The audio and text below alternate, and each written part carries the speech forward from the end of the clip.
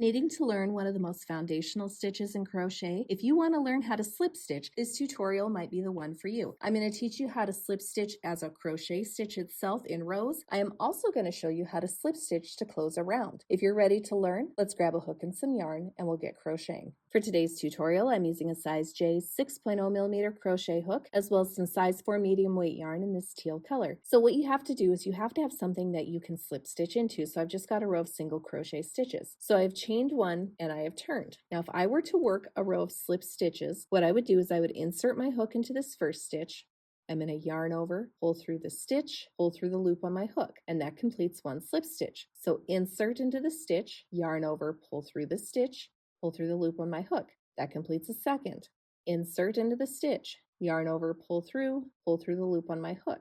And I would just keep doing that across the row, and that would count as a row of slip stitches. Now I want to show you what this looks like at the end of this row because it can be kind of interesting trying to figure out where you're working into. Now, if I were to chain one and turn my work, it gets really confusing as to where am I going to work my next row of stitches. I am not working into these loops right here. That's the stitch that we slip stitched into, and that's the top of those stitches, and they kind of curl towards one side. I instead am going to come back here and I'm going to actually pick up the tops of the stitch that I just created. And sometimes it can be hard to see, but there they are. So we got to come back here, pick up the tops of that stitch, and then we can work a single crochet into it. So the part of the stitch that I'm working into is actually here, kind of curling towards the back. So I'm kind of going right down in here in between this set of V's and this set of V's, because you have two sets going on, one curling towards the front and one curling towards the back. After chaining one and turning, you would then work into the ones curling towards the back. So just kind of keep that in mind when you go to work another row of crochet stitches into a row of slip stitches. So I have here a magic circle, and to close a magic circle or any type of project that is done in the round, they're going to tell you to slip stitch either to the chain or to the top of the first stitch.